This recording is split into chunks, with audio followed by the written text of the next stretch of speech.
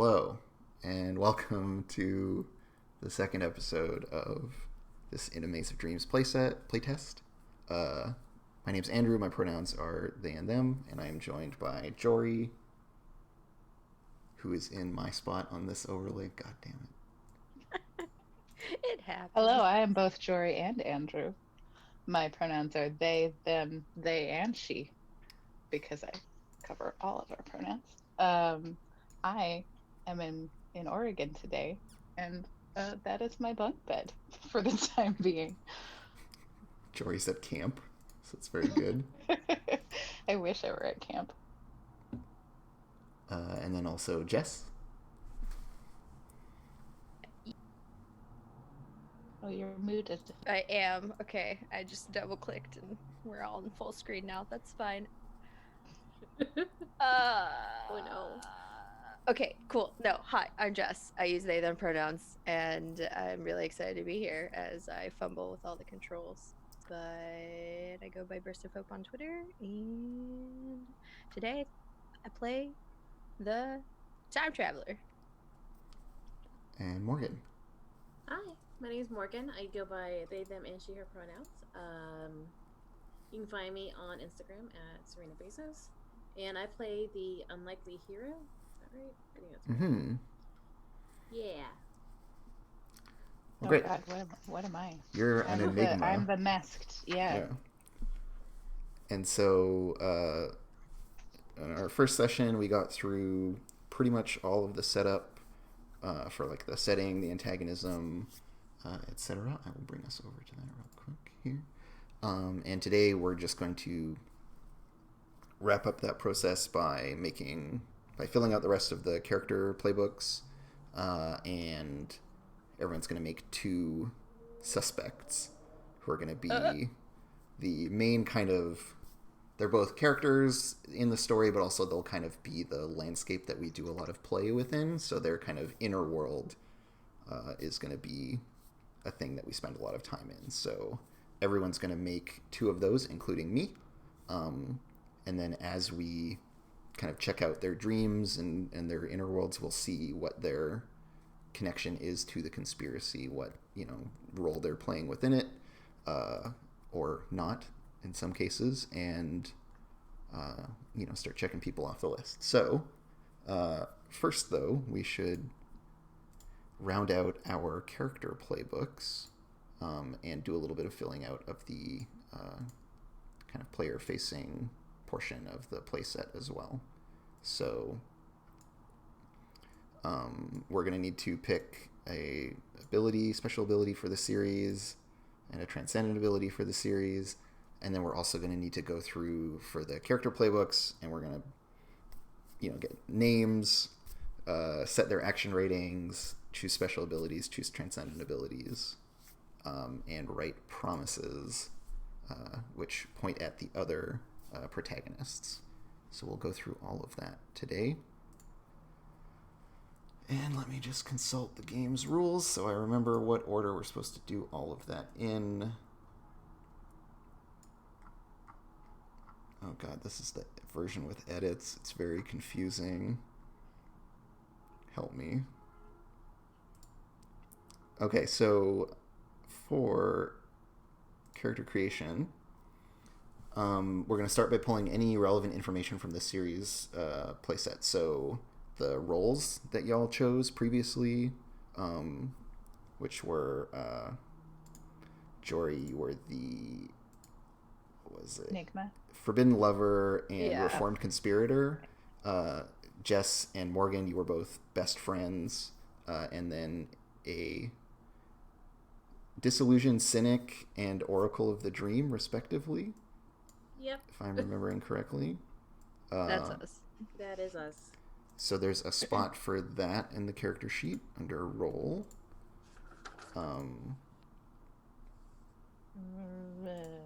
It's role and background. Role and background. There we go. Great.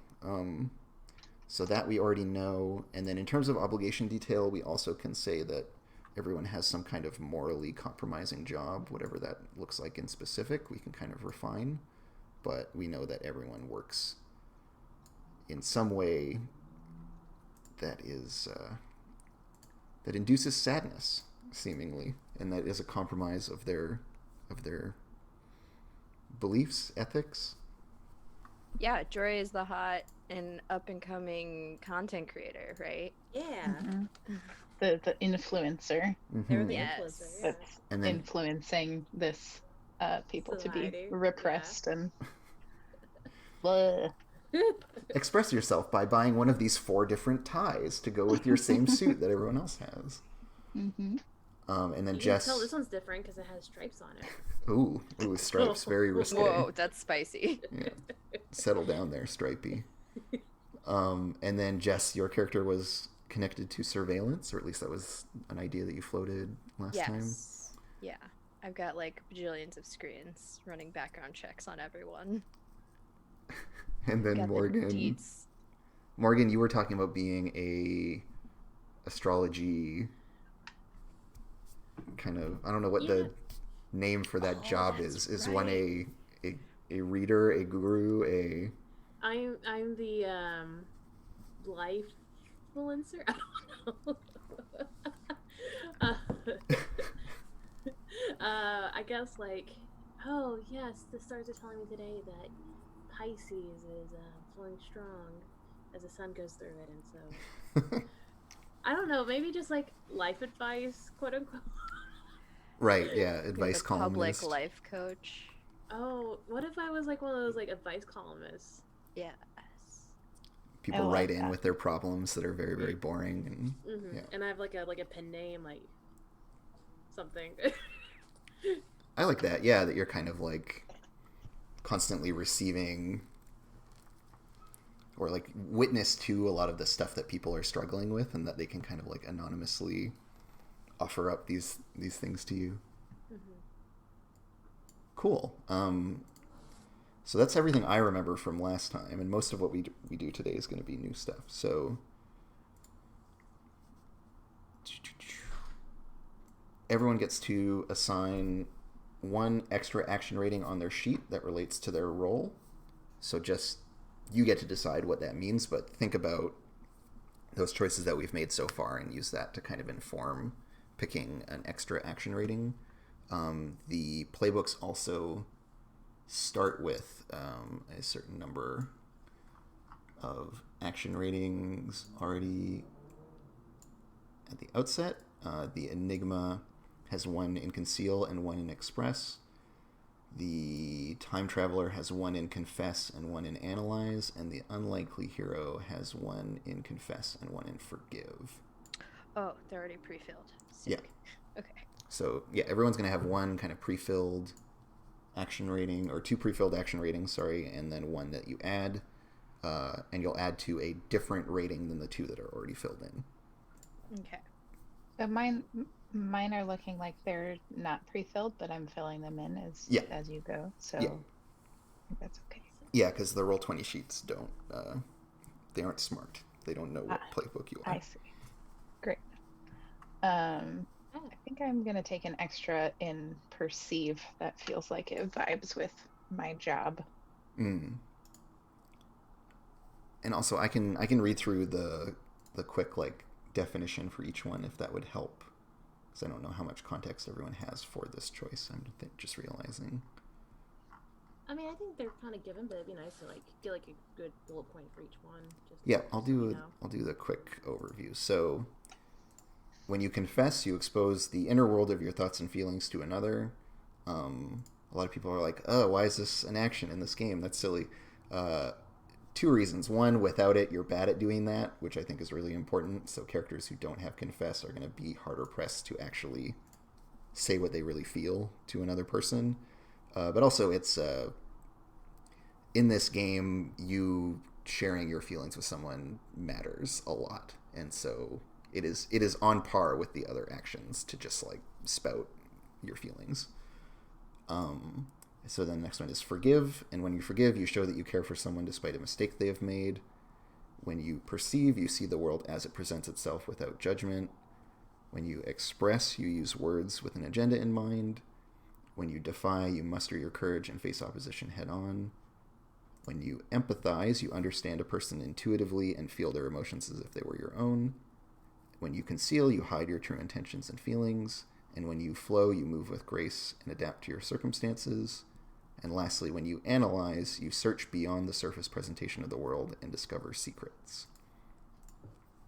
So there are some kind of contrasting ones that we can talk about, like perceive and analyze kind of sit on opposite ends of the spectrum of like how you look at the world or how you seek to understand things, with perceive letting you see the world as it presents itself. So this idea of like you see what other people are trying to put forward, whereas with analyze you're always kind of second guessing or looking for meaning behind or underneath things.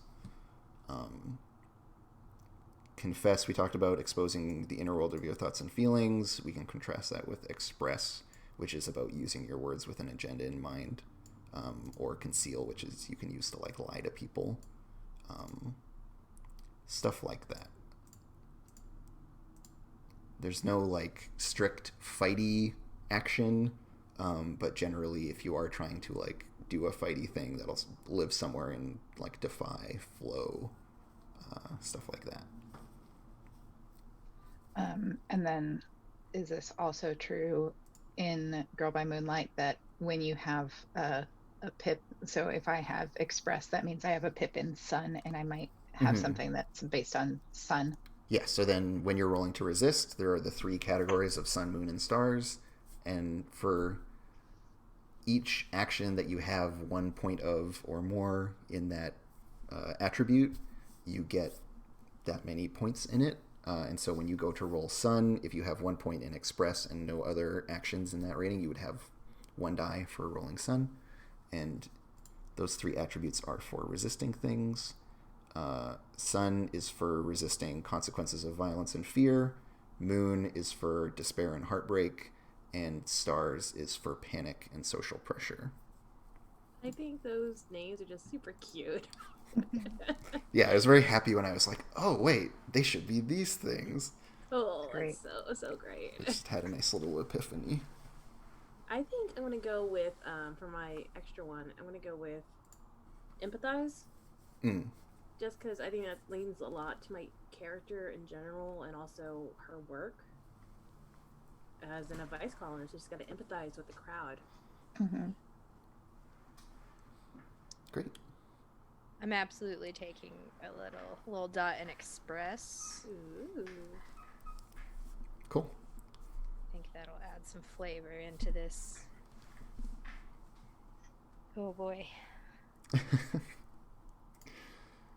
Okay, so now that we've got those set, let me just bounce back to the right part of the text.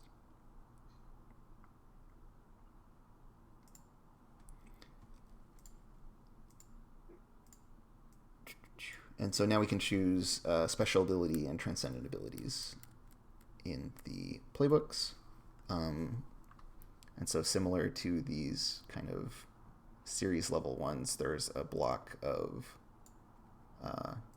special abilities that you always have access to, and then there's the transcendent abilities, which only kind of kick in when your character is transcendent. And also, if we were looking at like the actual play materials, the action dots, there are 4 of them for each rating. 2 are circles and then 2 are stars. The ones that are little stars are only available when you're transcended. And some stuff, like there are crew abilities that'll give you a transcendent dot in certain action ratings. So those will go in that like 3rd column. So they don't increase your resistances, they aren't available until you're transcended, etc., etc. Great.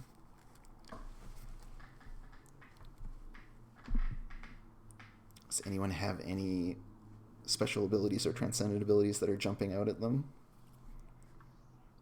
Just reading them. How many do we pick? 1 from each section. Okay.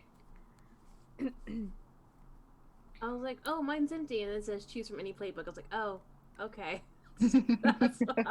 Oh, right. Sorry, because you're the unlikely hero. You don't get to transcend at the start, so you don't have a transcendent ability. I was like, oh, where's mine? It's all blank. And yeah, so everyone will have like a first ability on their sheet that they get for free. The Enigma has their whole thing about wearing a mask and being a weird spooky mask person. The time traveler has their whole thing about a fated person and a dark fate that they're trying to prevent. And then the unlikely hero has their whole thing about being full of Only potential mortal. and only mortal. And so initially you can't transcend, but then when you satisfy the conditions of only mortal, you get the move below it, and then unlock your ability to get a transcendent ability and use transcendent powers and all that cool stuff. So for you, you'll just pick a standard special ability. Mm-hmm. I think for my first one as time traveler, I will take Saw It Coming, which for chat is you can expend your special armor to resist any consequence relating to surprise or misfortune, or to be in two places at once, or perform some similar feat of time manipulation. Cool. NBD. Time travel.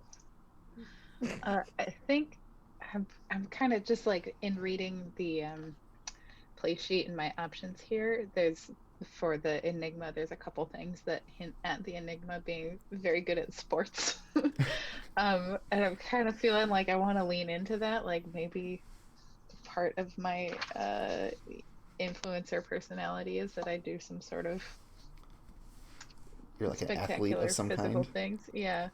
So for that, I'm going to take for my regular ability Extreme Sports, which is you may choose to take -1d to your obligation roll to fill any remaining segments of your recovery clock. What's your cover story for the injuries? So I think that is my cover story. I would love y'all's input about what kind of sport you think it would be fun for my character to be playing. Quidditch. Quidditch. I was actually thinking like rugby or something. I don't know, just something like a little more extreme that you're like, oh, okay, interesting choice. I can see our society really valuing like big team organizational kind of team sports as well, given that it's all we're all about conformity like and all all, these like- kind of big like group dynamics and stuff. Yeah, I kind of like it if it's a little silly too. So how about I'm like very big on dodgeball. Yeah, I like Cool. dodgeball.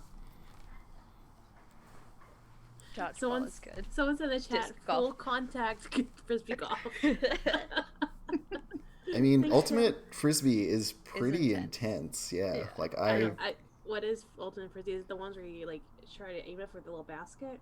No, so that's frisbee disc golf or disc golf. Yeah. Yeah, sorry, and it's all disc. I keep branding it incorrectly. People who play disc golf would be very mad at me for doing that. It's a flat thing you throw The to a thing. ultimate discing one. That one's like soccer, but you're throwing around the frisbee. Yeah. There's a lot. I never heard of this, and I need to see it. It's a lot of people running at high speeds, but looking behind them and in the air. Yeah, it sounds dangerous. One of my best friend's brothers made it to the American national team, and they went to Australia to compete. Wow. It's a very like intensive skill intensive sport as well. Yeah, it's pretty cool. They can really throw that disc, I tell you.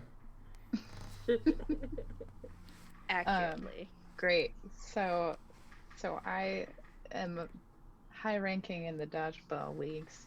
Maybe undefeated dodgeball champion. What are you known for? Like, Yeah, are you super dodger or do you like bean everyone? I think I'm a highly skilled dodger. That's more where my skills lay, but I feel like there are probably a few kind of legendary memorable times where I like really nailed someone really good. Or like got a little bowling action and bounced it off of somebody onto somebody else. Oh wow. Is this like a twofer. the modern dodgeball that's like in the trampoline spaces? That was a I thing. haven't seen Yeah. those. No. Yeah, those trampoline places, they have like little dodgeball areas that you can like go and play dodgeball while you're jumping in trampolines. Right, so the entire floor is trampoline, and then you have like the slanted walls that are trampolines. So I'm like picturing you doing like aerial hook shot to dodge and throw at the same time. It's That Those sounds are amazing. those are a lot. I don't know if y'all have ever been to one and like jumped around in it, but it's exhausting. It is. And I I believe went. it. Side note: I went to like my friend's birthday. She just turned like 30, I think, and we went to like a trampoline place.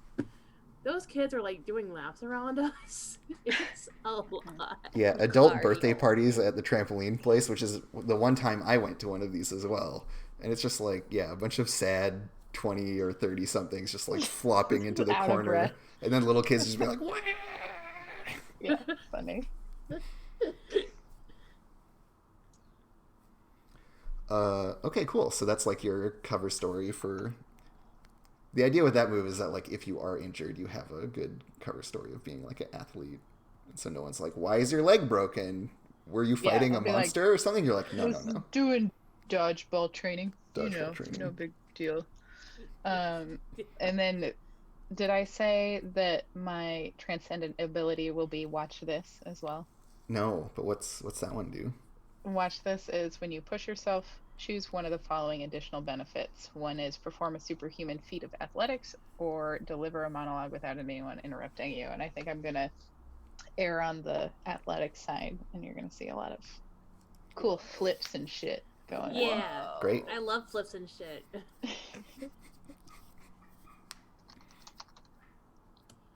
Awesome. I still have to pick a transcendent. All of these are very tragic, Andrew. Time Traveler is a bit of a sad playbook. I'm not gonna lie. One of them is like intensely sad though, and it's my favorite. Yes, I'm seeing it and I'm thinking about it because like between last time we were on and today, I absolutely binged with my partner a rewatch of Madoka. And Oh God. Yep. I was Okay. like, cool, I'm here. I'm I should probably queer. watch Paprika again just to get a good brainwave. Mm. Oh man, I kind of want to go with Lost Cause. Oh, I might do it. Okay, so I'm gonna go with Lost Cause as my transcendent ability. Should I read it? Oh, please. Or should I? Okay. So once per transcendence, when an ally suffers severe consequences, you may abandon this timeline for a better one. Consequences they would have suffered are replaced by you taking level 3 harm. Traveler's Despair. Your relationship with a person you save is different in this timeline. They will tell you how. This is fine. So yeah, it's the whole time travel trope of like a really bad thing happens, you trade this timeline out for one where everything is the same except that one bad thing, but then there is some little twist where like the person you save hates you in the new timeline or whatever. Oh no. But the person other than Jess gets to decide how the relationship is different. So you can make it as sad or as not as you want. I don't know. It could also be like, we are lovers in this timeline, and it gets all fucking weird. Who knows? Oh gosh, do I really want to lean straight into the Steven from Steven Universe, like sort of tropey, sort of like. You Yeah, tell why us, not? Morgan. Oh gosh. There's definitely a lot of that in The Unlikely Hero. Like Steven know, was in my thoughts a lot when I was writing it. Yeah, so I'm looking at Heartfelt right now. I'm like, do I want that? Do you want to burst out into song for us? Ah. Cookie cat. He left his family behind. I left his family behind. Okay. Because one of them's like calling someone out, which I think is very Sailor Moon-esque, where she's like, "No, I'm not gonna deal with this." Worth saving is like almost like Buffy in a sense, but she's the chosen one, so not an unlikely hero. But Yeah, worth saving is for if you want to just drag everyone with you into bad situations. I mean, I could, but like, I don't know. I feel like, believe in me. Links to on your sheets. What is a link? So social Like, links like- you'll get during downtime, and then you can. So basically, anytime you hang out with one of the other characters in downtime, you generate links with you on their sheet, and then they can spend those links to get the following benefits. So Okay. you can spend a link to recover 2 stress, and this can affect either them or the person who gave them the link. You can spend a link with someone to allow them to choose a single tarm tag and ignore that tag's penalty. And then you can spend a link with someone to help them without spending stress or needing to be there to help them directly. And you can use it to keep them from falling into Eclipse. Nice. Okay.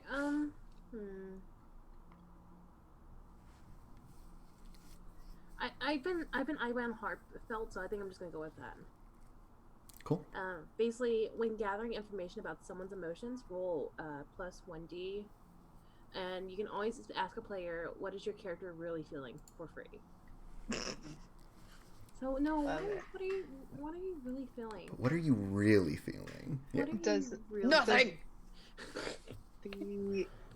Does the character have to answer that honestly? The player has to answer it honestly for their character. These are on that Great. player level interrogation. So yeah, each playbook also has a set of gather info questions that's different from the others. So like the unlikely heroes are what is most dangerous here, who here is feeling blank, what are you really feeling, who here is strong or vulnerable, where can I find beauty here, and what are your unmet needs. So they're all about kind of emotional stuff, as well as just you can always know what's most dangerous and then run into it and get other people to save you or whatever. Whereas the Enigma, for example, your questions are, what does blank intend to do? Who here is keeping secrets? Where can I find blank? Where's the vulnerability here? Where can I stay hidden? And what does blank really want? So everyone gets a slightly different set of questions that kind of inform that character's perspective on the world or the way that they can get at information. Can my question, where can I find blank? Does that have to be a person, or can that be a thing? It can be a thing. Yeah, the blank is very flexible that way. Great. I feel like all my questions are like overarching meta. Yeah, the time traveler has a bunch of really weird ones because they're timey-wimey and strange. So yeah, like what do I remember about blank? What really happens or happened here? What defies the flow of time? What is already in motion here? What might happen if I blank? And what is different about blank this time? Which is kind of built around the like multiple timeline trope. Okay, so everyone's chosen all the abilities that they need to choose. And so the next thing we're going to do, I think, is make suspects. Let me just double check that I'm not missing anything here.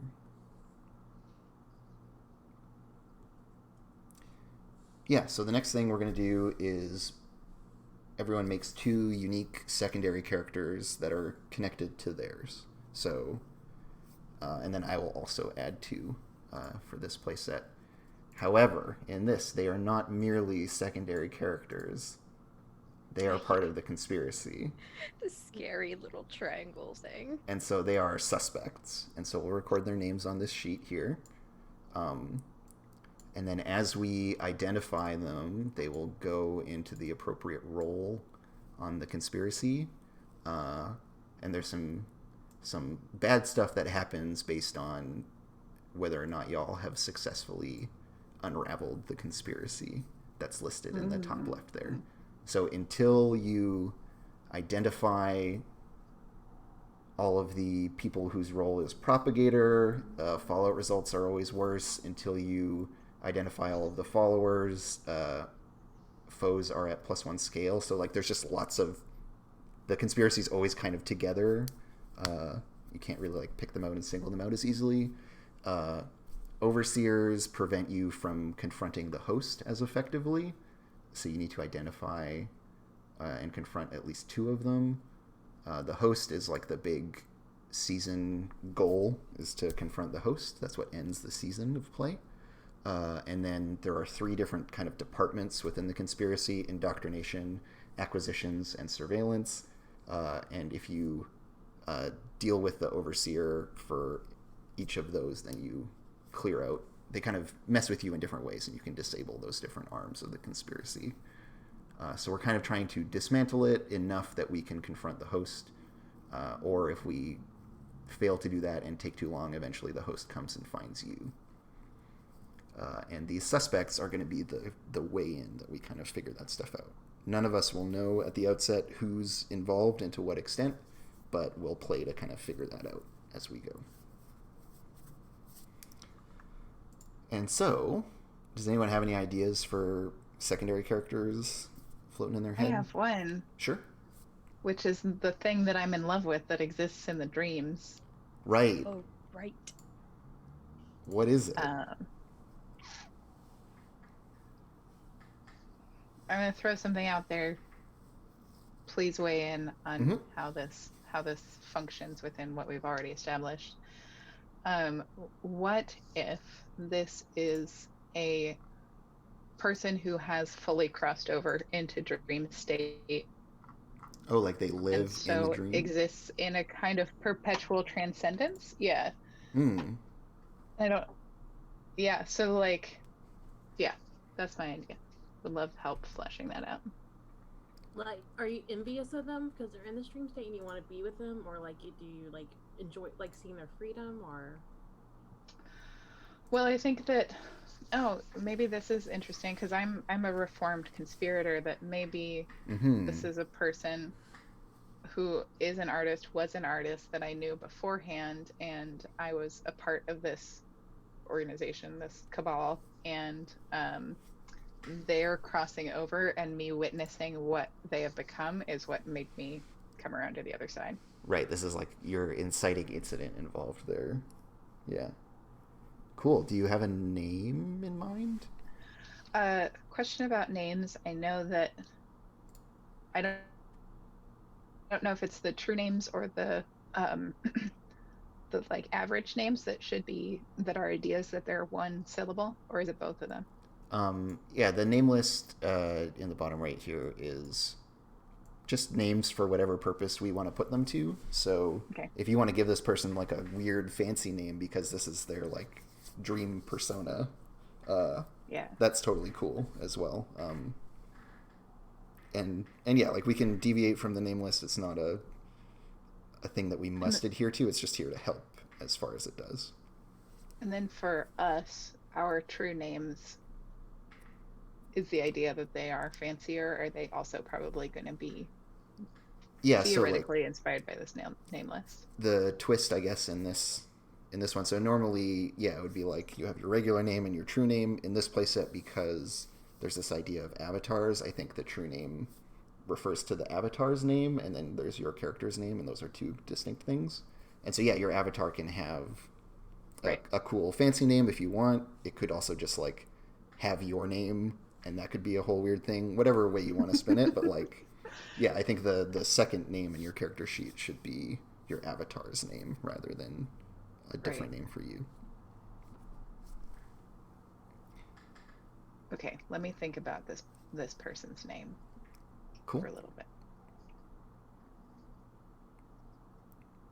In doing this, I'm realizing that at least for Roll20, it's kind of awkward that the name list is not on the other sheet there where you write down their people's names. Normally, it's not a problem because it's just two pieces of paper in front of you, but for this, it's a little awkward. Yeah, I mean, they're right now they're in different scenes. Maybe we can have them as handouts later. I am so bad at using Roll20, but what I can do real quick on the break is I can just make a little stencil of it and paste it in, or a little JPEG of it and paste it in. Characters. Okay. In terms of suspects, are these characters that our character directly knows, or are we just injecting NPCs that we, the players, want to see? Definitely that second one. Okay. And it could be like edgy McSneaky Face, an obvious conspirator, and your grandma. And it turns out that your grandma is like the host for the conspiracy or whatever. We don't know who's going to be what at the outset. So. Oh my god, Grandma runs a cult.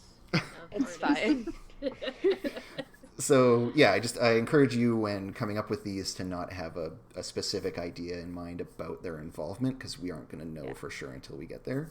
And that So- it can be anywhere on that spectrum of like sinister, like sinister people or very average or unsuspecting people. We can run the gamut for sure. All right, hear me out. What if Morgana from Persona 5? Like a little we only see them maybe, I don't know, maybe yes. Okay, so kinda. Maybe in the real life they're an animal, normal animal, but we interact or have done or know of them in a dream state where they're I like love it. Cool. I don't understand the Snarky. reference.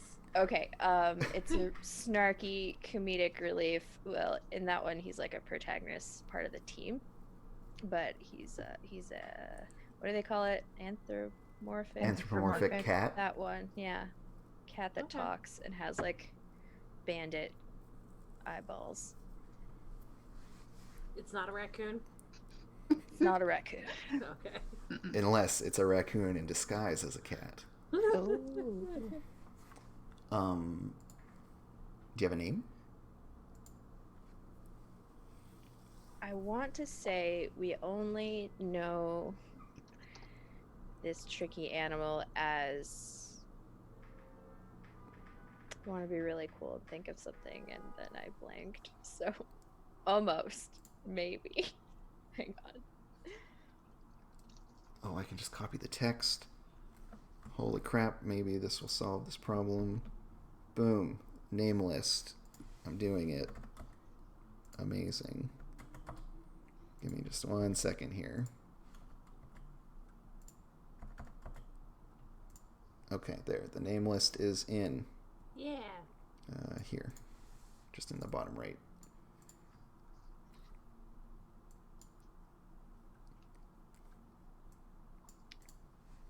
So if any of those appeal, I'll just drop this down to the map layer We could just call the cat cat.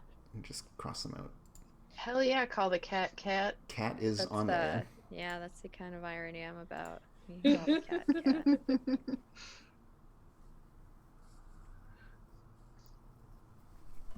Well, I'll just write it down as cat for now. Andrew's like, Goopy, please.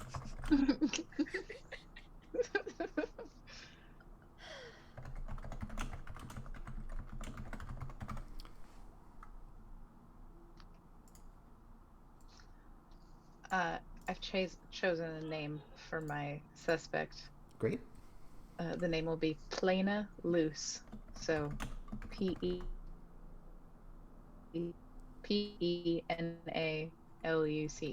Sorry, P-E-N-A? P-L-E-N-A. P-L-E-N-A. Okay, there we go. Sorry, you just cut out a little bit there. What? Wait. Plena what? Loose. L-U-C-E. Is there a pun in here I'm not getting? Okay. They just didn't get the pun, like just. I'm suspicious now. Everything's a pun.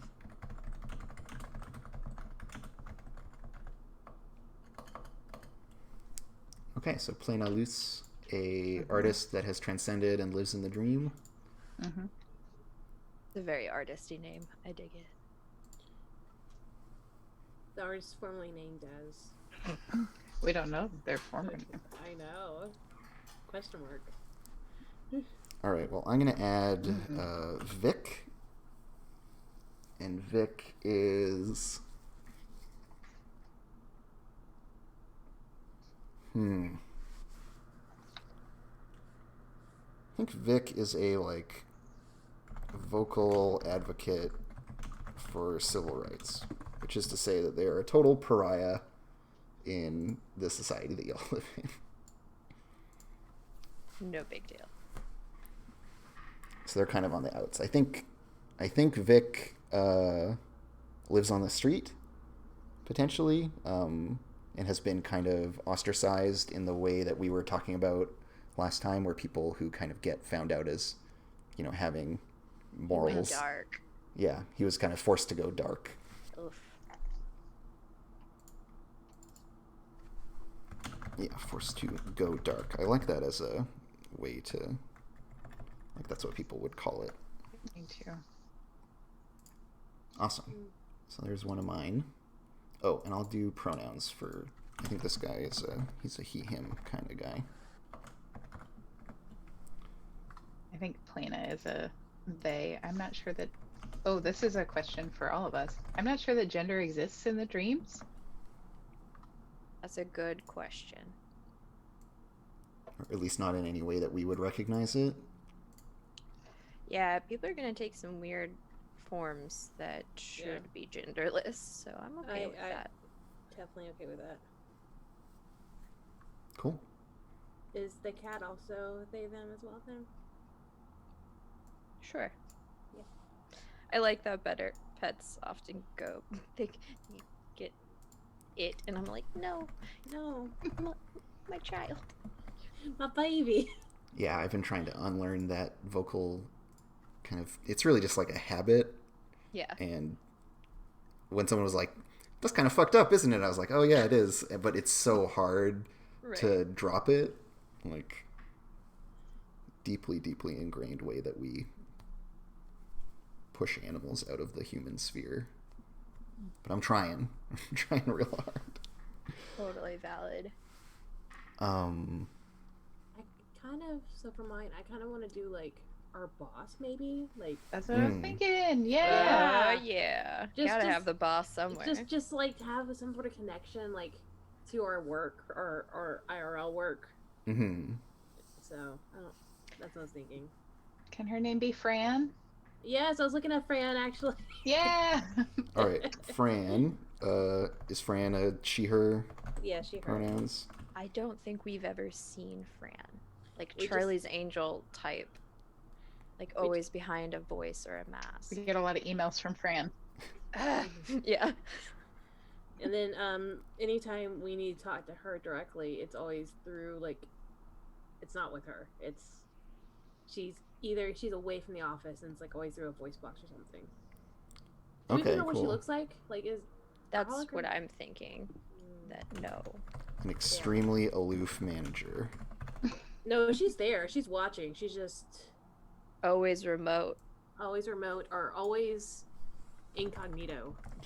All right, an extremely invisible manager. There we go. Yeah, I like the idea that maybe she is there, but because we don't know what she looks like, we wouldn't know if she it's did some like walk by our office. panopticon shit where you're always being watched but never know. Yes. Yeah, great. I mean, it is a surveillance world, so like it only works really well. Yeah, that totally makes sense. It's just little did you know scary. we had technology to scramble light waves. She's walking through the halls. Yeah, I like this idea that just like you never get an opportunity to connect the name to a face, and so yeah, she could just be walking around, and you'd be like, "That's a person who works here. I don't know I don't know that person's name." I don't know who that is. Yeah. Okay, I'm gonna add June, Jun, and I want to say June is, for lack of a better term, tomboyish, but she is what this world would have as a student. Is she like an intern at the office, or just someone that's in and out? Possibly. I'm open to that. I don't know how many ties or those kind of background things we need to flesh out. Are we supposed to? I would gladly. Some kind of connection to the characters is good. Yeah. Be it loose or something as close as like, yeah, it's your boss or whatever. Like that's very direct. Yeah. It can be a little more indirect, like someone that you've seen, like someone who waits at the same bus stop as you every day could be a good level of connection as well. It doesn't have to be one or the other. Cool. I like the idea of June being like an intern that just started. Cool. A big old try hard. Yeah, is June really earnest then? Would that be a fair description? Sure. Earnest and peppy? Yes. Okay. She has not seen what the world is full of yet. Right. I would be like, I was like that once. Yeah, oh, to be young again. Oh, to be young and naive. Okay, so Jess has given us 2 people. I still owe 1. The rest of us still owe 1. I owe Okay. Mm-hmm. When, yeah, I think maybe my dad. His name is Gun with 2 N's, Yep. and I think there's been some generational changes in our society. So he's kind of the older generation who's not as accustomed to the media saturation thing. I don't think that he approves of my job, not because he thinks that it's bad, but because he thinks that it's like that we should be, like chopping wood and Yeah, he doesn't The appreciate the okay values of the current boomer era. of this Okay. generation. yeah, he's a traditionalist. Let's put it that Yeah. way. Is there kind of like a slang term for his generation or people like him who are slow to adopt the like deeply online kind of new way of living that First thing thought was offliners, but I was thinking like floppy Something- disk. You said I don't- floppy disk? No, I think that's good though. I think disc. I like disc as a Diskers? word. disk Or- is good. We should not call our previous generation floppy.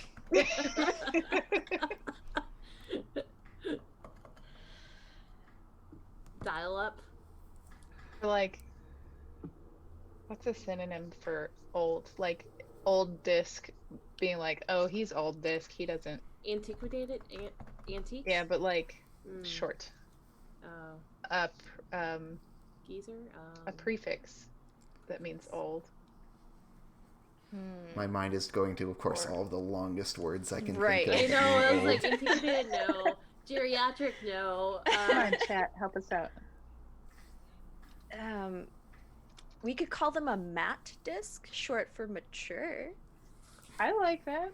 That Also, works. like matte is also like in color terms, it's very like a plain dull sort of look Yeah. instead of like a shiny. All right, a matte disc, a traditionalist. What else should we know about him?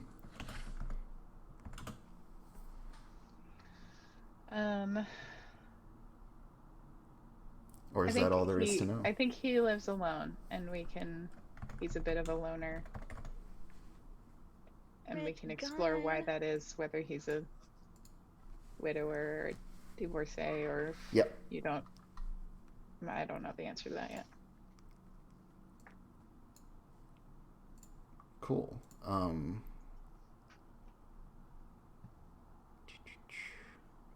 looking at names. I see Rip. I'm going to make a character named Rip Hell yeah. in all caps. Oh. I just picked that on my paper. I'm also taking notes. I'm like, oh shoot, I must change that now. And I think this is another person that you know through the dream under a kind of weird persona. And this is like a vocal element within the like weird art collective. And so this is their like online persona as well, is Rip, and they have like a avatar with like a skull or something yeah, ridiculous. that's where you I know? was going for. Like Yeah. the death side and everything. So because we know this person in the dream, we either don't know their gender or they're genderless, Yeah, binary or something. and this is all part of their like radical theology or like life ethic, is about the forsaking of gender and identity, or like humanness. That they are like Yeah. they're like a macabre post-humanist. That's how I will describe them. That's I like interesting. it. Intense. And like installation artist. Ooh.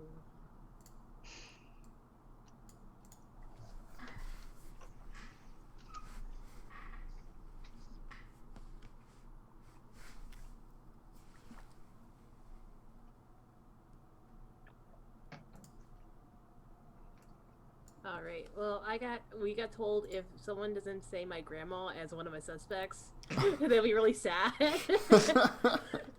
So my grandma. I Cool. think she's like, Grandma's really sweet. yeah, I actually think she's really connected. She's, you know, how, like there's some grandmas that are like known for playing video games. Mm-hmm. She's like one of those.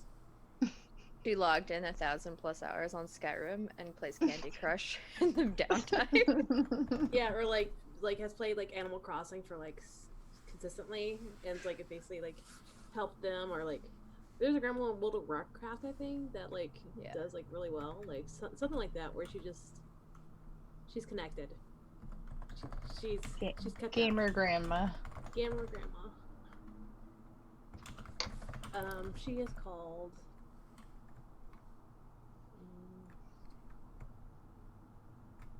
I'm gonna call her Faye. Ooh. And so, is her motivation just that she like loves games and like digital worlds, or is it also a way to like?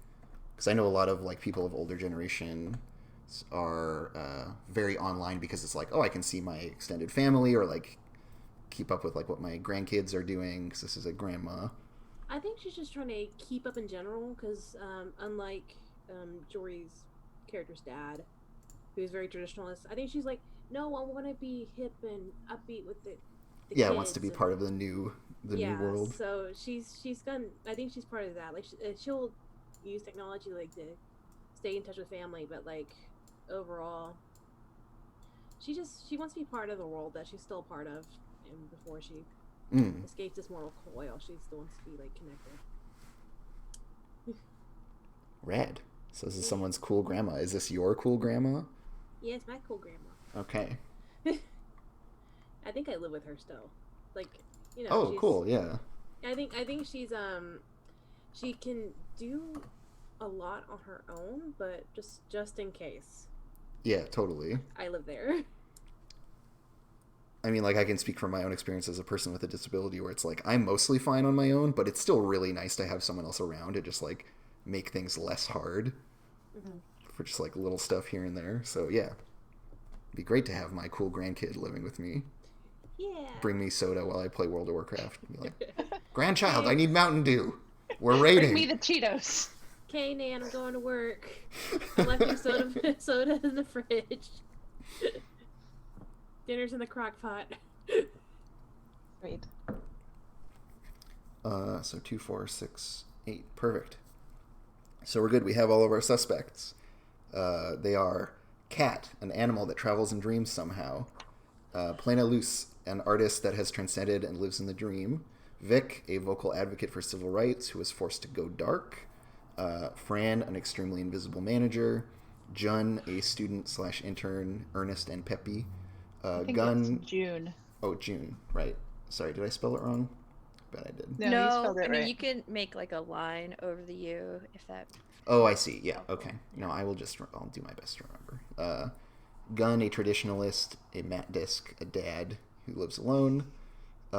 Rip, a macabre post-humanist and installation artist. And Faye, an extremely online and connected grandma and gamer. I love her. I also love her. I think I call her Nan, but everybody else calls her Faye. Hell yeah. Yeah. Cool. I actually knew someone who had a cool grandma named Faye. Aww. It's definitely a like classy older lady name. Like it's a name of a certain generation. That's why I saw it and I was like, that seems like it'll fit. Alright, I'll go with that. Okay, so having done that, we now need to name our characters. And then we'll go around and do introductions with like your look. We've already talked about action ratings and abilities. But yeah, just like a quick high-level description, whatever you've got in terms of like look, attitude, etc. And then once we've gone around with names and introductions, everyone's going to write 2 promises on their sheet, which each are going to point at one of the other protagonists. And since we only have 3 protagonists, that means everyone's going to have everyone else represented. So There are prompts for each playbook, which I can bring up if you don't have them handy. But basically, you'll write a promise, which is something to kind of... They can be very aspirational or very concrete, but the idea is that they're a way that your character is kind of connected to another character, and that demonstrates their investment in that other character. So it's not enough to just be like, we are best friends. There's a little bit more to it to say like, cool, we're best friends, and I really want to make sure that Morgan's character, gets out of this shitty job that's slowly killing them or whatever. Love my job. How dare you? Well, and that's the thing, is it doesn't have to reflect reality. It reflects one character's ideas or feelings about another character. I can see that, though. Like, you think that it's killing them, which it may be killing them, but they just are so into the job that they're like, it's not hurting me. It's fine. Yeah, like, this is fine. Or, like, they get something out of it that you're not seeing, right? That, like, this helps them support their grandma or whatever, so they're happy to do it, even though it's difficult. That kind of thing. So, yeah. Names and looks. And once we've settled on some of that, we can do introductions. Well, I think my mundane name is Spec, and I think in the real world my pronouns are he, him, and my avatar, my true name is going to be Rasa Slate, so that's Rasa Slate. And as far as my look, I feel like there's an interesting symmetry between my real world look and my my avatar look, because there's kind of this everyman aspect to it, in terms of like I'm an idealized looking person, but not like I'm not interesting looking in any way, right? So in the beauty standards, well within them, definitely high in the what is acceptable, like I am what's to be aimed for. But because of the society, what's to be aimed for is not very interesting. Like, very symmetrical. I don't have any cute moles. My hair's straight. I'm fit but not ripped, like that kind of... Yeah, it's this whole like incredibly extra medium vibe that you have. Yeah. Extraordinarily medium. In like every way.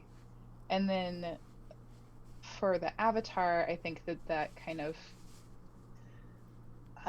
blankness, or like, I'm sure there's a word for this, where a person or an avatar exists so to a degree that my avatar has a mirror mask, and I think it's just like smooth, and I think that what I'm wearing beyond that is there's kind of a, like, you don't quite remember it after you've seen it, but it's like all black, very simple, well tailored, but otherwise unremarkable. And what you remember is this like mirror mask where you saw your own face in it. So yeah, does it provide a really like high fidelity reflection, or is there a way in which it like alters or distorts what people see in it? What do we think about there not otherwise being mirrors in the dream world? So it's the only way that people can see their dream selves. We did talk about any reflective surfaces in general being our form of communication, but I'm okay with like there being not like true mirrors for sure. Yeah, so in that case it is kind of a high fidelity or a higher fidelity reflection than you could otherwise get of a dream self. Yeah, because like a lot of stuff in dreams is pretty indistinct, or like is just filling in kind of space in your imagining of it. It's not like you can, it's like, imagine a pirate, and then we're like, cool, what color was the apple the pirate was holding? And you're like, wait, what? Right. So in that way, like, you look in a mirror and you're like, yeah, there was a reflection of me, but you don't see it with detail until you're looking at this person's creepy mirror mask. Yeah. Great. I love it.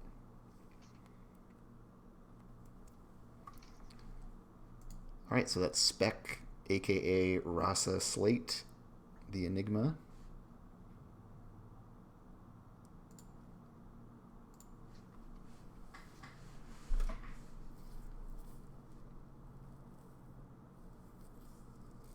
Names are hard. Names are hard. They're I know you have a stressful. list, Yeah. but like also I'm like, Yeah, no, I know the challenge.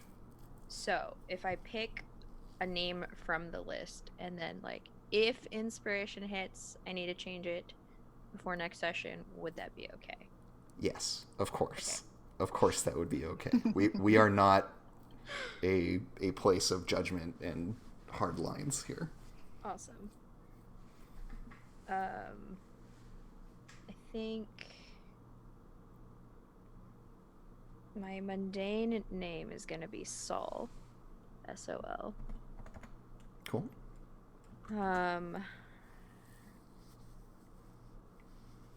True name. Boy, howdy. Oh, so real quick, because the time traveler, like I have to have a fated person, right? Mm-hmm. So I wanted to talk with you two, because I assume it has to be with another playable character. Yes, one of the other protagonists will be Right. your fated person. If anyone feels super strong about being the fated person, because I see really good stories either way, hit me up. Let me know how you feel. And just for everyone's benefit, what that means is that their character will have some fate that they have predicted for your character that they are trying to change or prevent. So it will mean that Jess's character is going to be pointed at your character pretty heavily. Yeah, I also see interesting possibilities with either of us. Do you have any feelings, Morgan? I think because we're already connected as friends, it shouldn't be pointed at me. Okay. You know, like Great. I feel like we already have that That connection. works I'm for just me. like, you go the other way now. That's cool. Yeah, that's a good way to frame it too, of making sure that we have a strong triangle within the group. Oh man, there's a lot then with that's gonna be interesting with you being okay. Cool. So fated with Spec.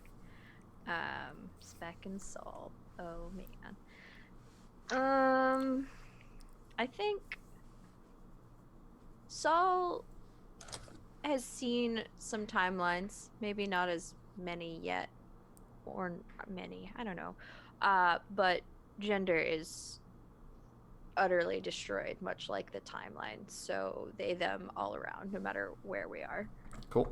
As pronouns. And I think Sol is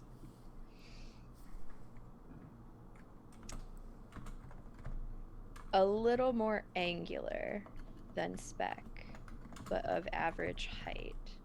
So Sol has a jawline. Sol has a pointed nose. When you see them in the mundane world, you either want to keep looking at them or you don't want to look at them. That imposing vibe of... Right, a lot of people like look away because they feel threatened. Avatar state, I think Sol's gonna go like as wild as possible. So maybe let me see if I can pull up some references here. I think I know what I want to go with. I want to have I want to have a book for a face. I was gonna say clock, but I think that's too close. I don't want to hit the over the head with that one. Book for a face, open faced book. Mm-hmm. So it's like looks like it's resting on top of your head, but it's actually it's the like head. it's like parted hair, but it's a book kind of a deal. Yep. Yeah, 100%. Oh. Very surrealist in that aspect, and then everything is on their body in the avatar state, like elongated, like extraordinarily like alien elongated, super lanky and stretched out. Do you still walk on two legs?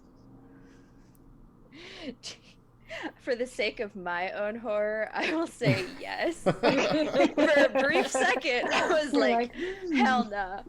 But no, I will stay bipedal. Although this Okay, isn't my great. transcendent form, is it? The avatar, yeah, would be that. Okay. Because That's when you fine. transcend, your avatar like takes over. Yeah, no, definitely bipedal then.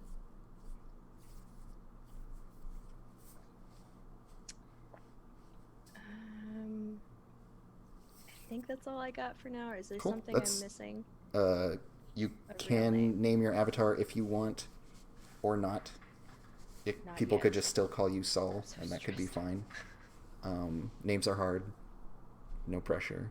Names Okay. are hard. Yeah, Morgan, do you have some stuff ready, or? I have things written down.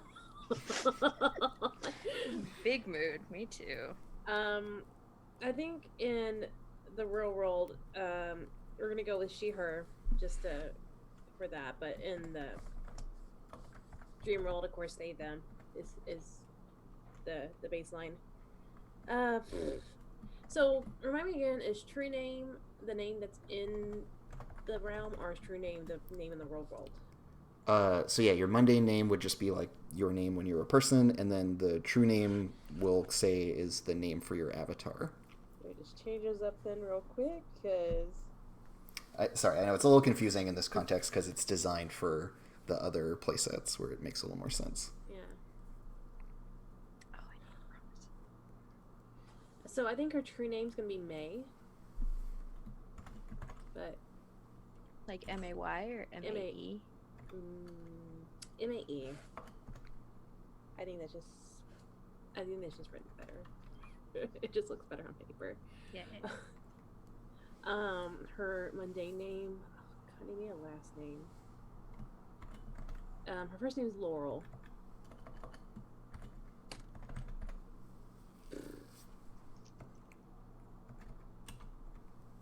Cool.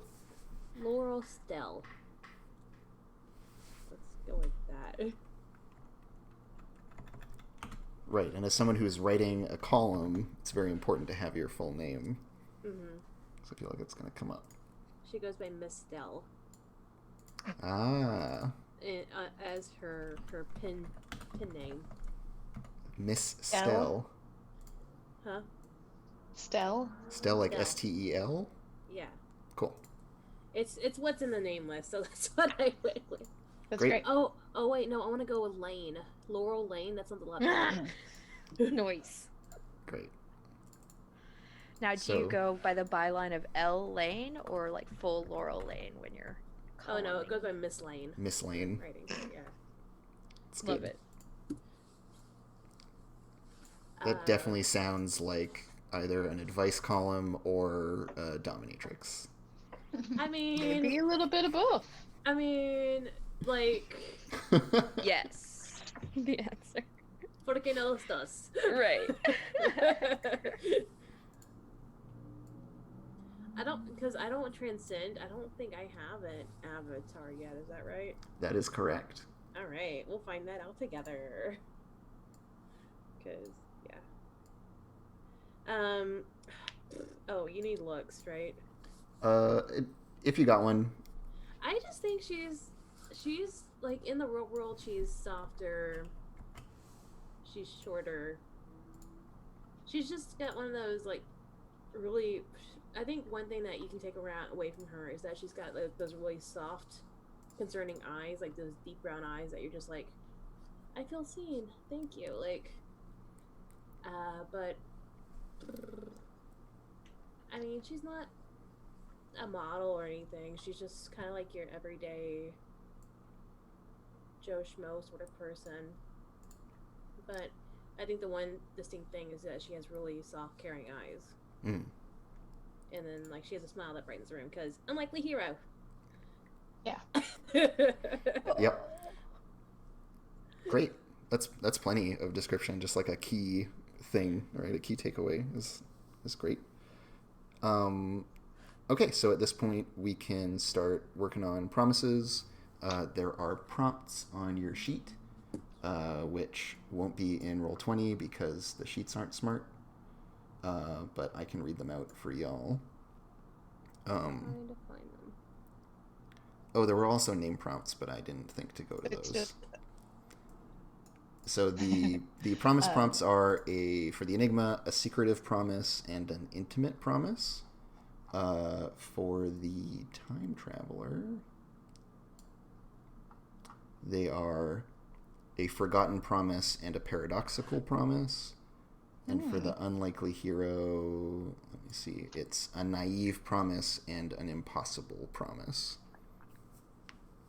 Real quick, Ben Redgrave just chucked 1,000 bits to you, so thank you. Thanks, Ben. Yeah, and for anyone for whom this time slot doesn't quite work out, I am going to be posting the VOD soon. There was just a little bit of a disagreement between Twitch and YouTube for a bit that was preventing me from doing it, but it should be sorted now. Okay, so 2 promises, 1 per character. Go ahead. Mm-hmm. Sorry. Okay. 2 Awesome. per character. Or, like you each write to 1 points at one character, 1 points at the other character. Yeah. Oh, okay, great. Oh dear, a forgotten promise and a paradoxical promise. And one of these promises must involve my fated person and their dark fate. Mm-hmm. Stab me now. Or your best friend.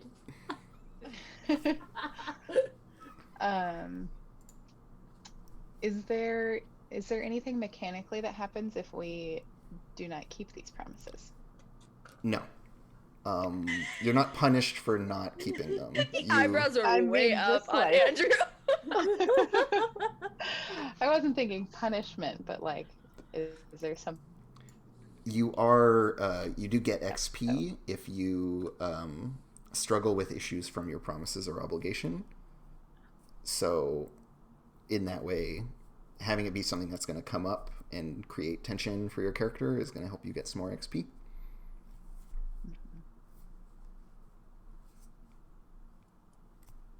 Okay, I have thoughts. So I'm thinking the forgotten promise is going to my best friend. I know it starts with L. I'm sorry, Laurel. I need to write that. Laurel. Okay, so Laurel, I'm thinking we were wee babs, wee tiny little kids, and I'd promised to help you accomplish something. And I'm looking for feedback if you have any ideas what you would have liked to accomplish as a child.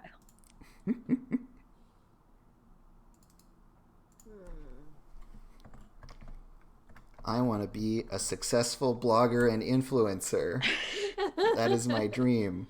Yes, And I did not. Yes, because I mean, children's nowadays being pressured by parents and the TikToks Oh, yeah. and whatnot. So my gut reaction was like, I said, heck yeah, I will help you fall in love or find your one true love. That's cute. I do like that. I think, like, yeah, I could see that. Also, I was thinking, like, maybe just finding happiness Okay, in whatever form that is. I dig it. That plays really cool into the fact that I don't really think happiness is attainable anymore. So that's probably why I forgot about this promise. Yeah, it's from like a brighter time in Saul's life before they Yeah. gave up on everything and became totally Time disillusioned. traveler. Yeah. Find That would make happiness. sense. Okay. Still thinking about that fated promise. Fated paradoxical promise. That's the big one, right? Right. What's interesting for you as the time traveler with your fated person being the Enigma is there's a bunch of information you don't know about this person or a bunch Right. of ways in which, like, I could see that being playing into this idea of a paradoxical promise really well of like there's some gap in your knowledge that makes the thing you want to promise to them somehow contradictory. Very interesting. Dory, I think are your earrings cookies? Like they look like the little like. they do look like that. They're just stripy, but Oh, they okay. kind of, I believe, Oh, kind of like if someone Samoas. gave me Yeah. a cookie that looked like that, I'd be like, no, I'll eat that. It's like They remind me of like a Girl Scout cookie. So, I was like, that's really cute. Sorry, I got really distracted. I think my intimate promise will be to Laurel Lane as well, which is that I think I promise to tell Laurel my true feelings whenever she asks me. Because I looked into her eyes at work one day and she was like, "How are you?" And I was like, Oh. Harley. Gosh, that's like a dangerous thing in the culture y'all live in, to have to Mhm. be a person that other people want to share their feelings with. It Talked like gets about our everyone bird in book. trouble. Yeah, Oh, I'm here to man. cause trouble. that's great. No, I really You like just that. got that face that we can't deny. We just want to trust it and I express our know. feels. Gotta watch out for those people, those trustworthy faces. Those trustworthy faces. That sounds like a great promise that will never blow up in your face at all, Jory. Doll, I'm sure it's easy. Soul, I'm kind of curious about like what you want. I know that you have this fate that you're trying to avoid, but beyond that, do you have some general motivations for your character? So a lot of the book kind of drives this connection here. So like I have a deep connection in and I'm invested in your well-being. I don't know if that is just keeping you alive at this point or if it's more like you cannot turn to the dream side or the conspiracy side. Beyond that, I feel like there's a lot of repressed feelings because I don't know which if I have an attachment to specific timelines. So I might be during our downtimes end up doing a lot of reflection on like soft moments and stuff. So sorry, what are you looking for? Like driving? Well, I have a secretive promise to make to you, and I'm curious about like what that Good could to- mean. It could be a sure. promise that we made in secret together, or it could be a promise that I made myself pointed at you. Oh, that's clever. Okay. Oh, look, there she is. Harley. Oh, cat butt. That's a big one. Yeah. Nice. Oh, the bottom bed. I'm just gonna share that one. Okay. Let's see. For a secret-y promise, I don't know. You through our work, you generally get the vibe that I am already secretive. Like I know more than I ever let on, unless you ask. But I do have a lot of answers. Top bunk. Top bunk.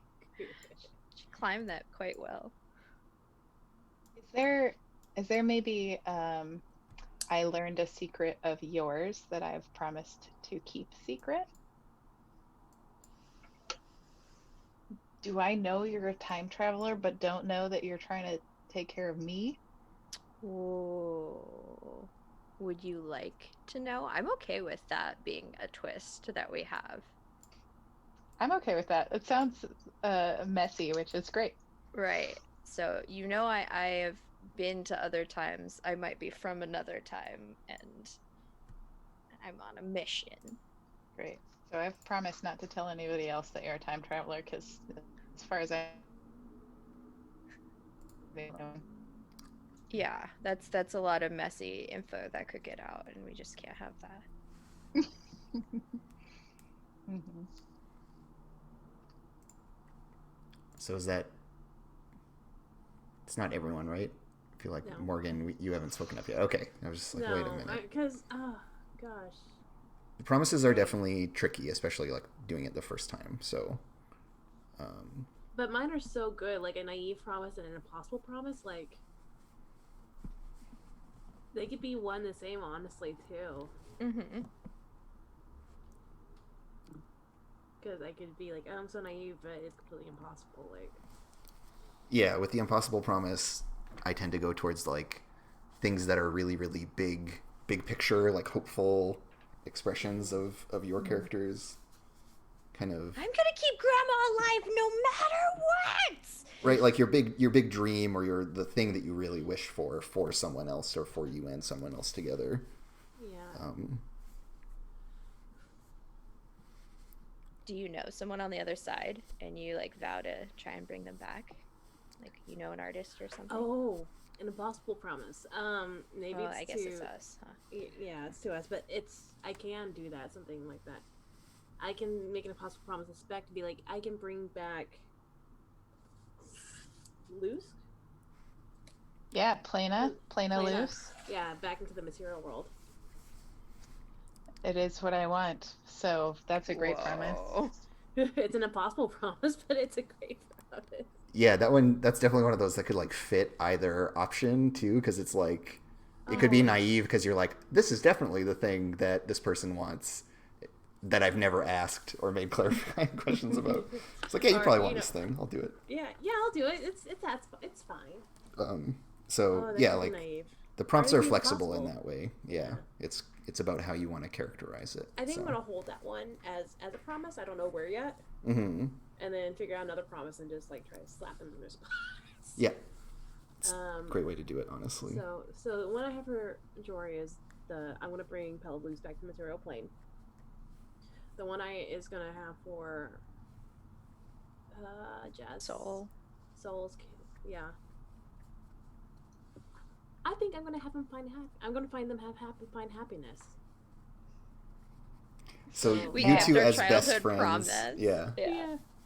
That's totally viable. I think that's my naive one, is that I'm gonna help you find happiness again, and then my impossible ones I'm gonna bring that person back from.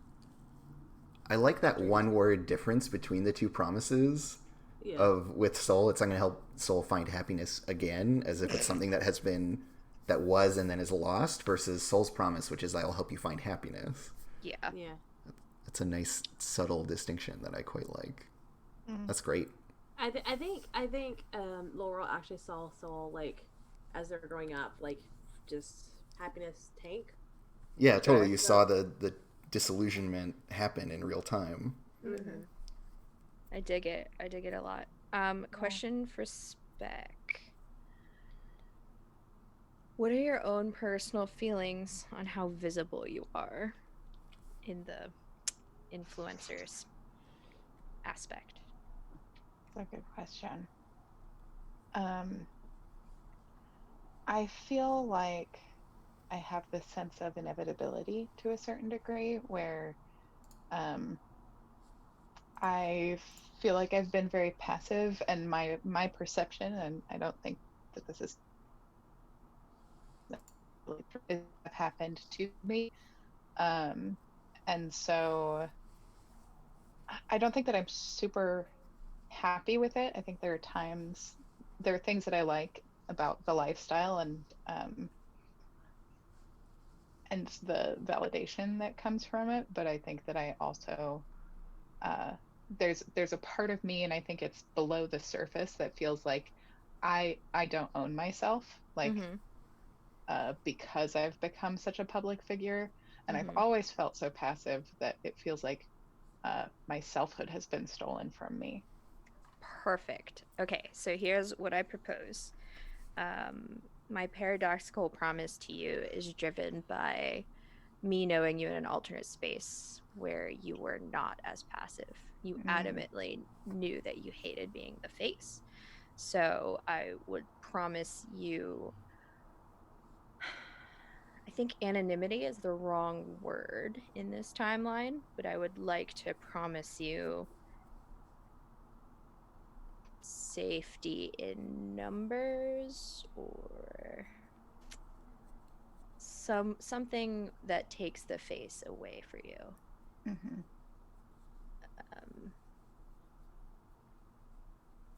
Which seems weird since you are that's what you do and you're good at it. Right. Right, and I think that that's what I would say if someone asked me. Mm-hmm.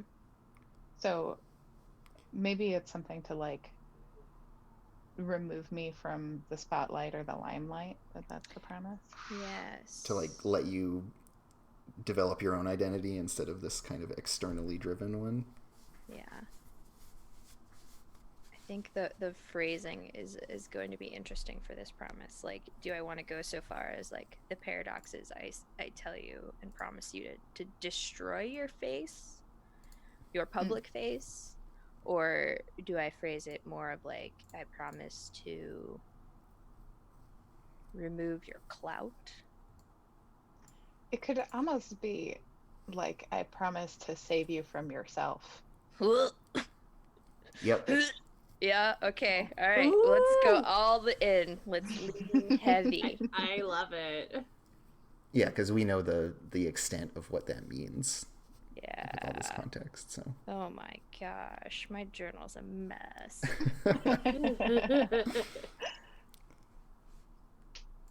Great. So we're pretty much ready to go here. The last thing we need to do is pick a special ability and a transcendent ability on this sheet that I've pulled us all to in Roll20. And so the options here are an extra +1 action rating to forgive, express, or conceal, an extra die when you investigate the darkness, a thing that happens when you social link with people, where you get extra stress but also get extra links. And it's all about sharing your dark secrets or inner pains. And then also helping you be better at hiding in crowds, getting an extra die when rolling obligation, which will let you have more stress to play with when you're doing stuff, or better engagement rolls in certain circumstances.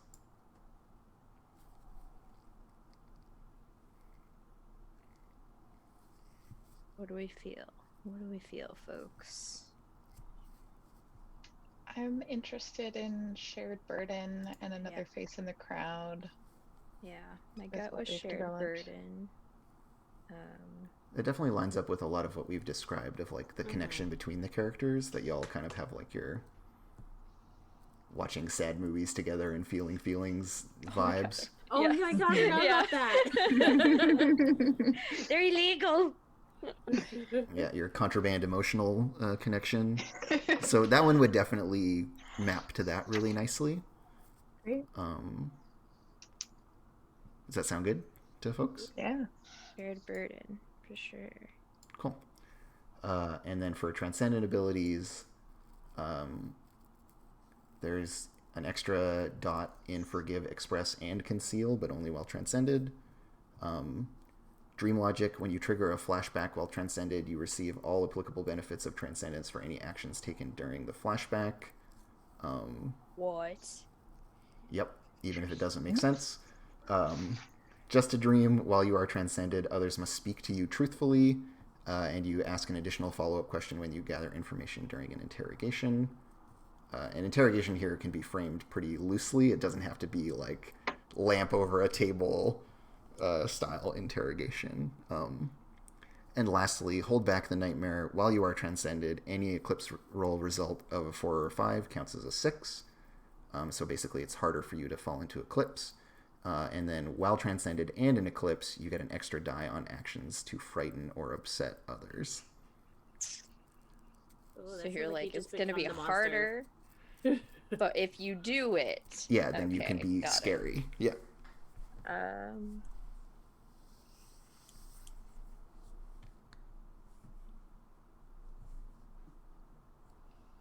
Walking into this game, I was like, give me that sweet eclipse. I want to push that mechanic and just give it to me. Yep. So I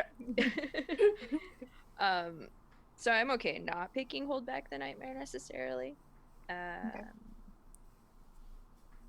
The other 3, I'm kind of... I like them all for different reasons.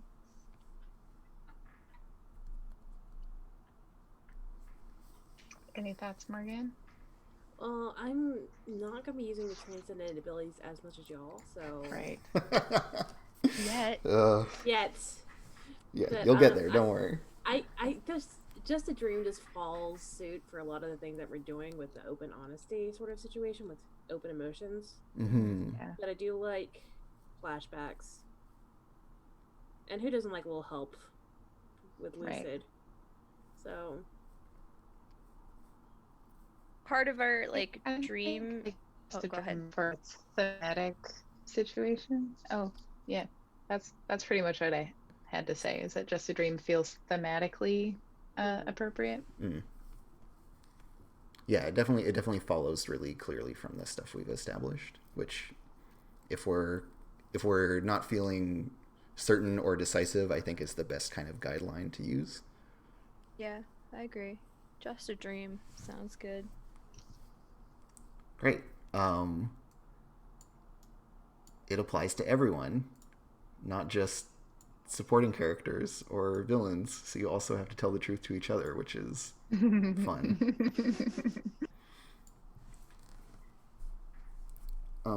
Great. Okay, so let's take a break. Since we're done all of the setup stuff now, congratulations. yay! And so when we come back, we can do obligation, and we might get through downtime. I don't think we're going to get to actually do a mission yet, but we can start talking about that stuff when we come back. We'll just take a 10-minute break.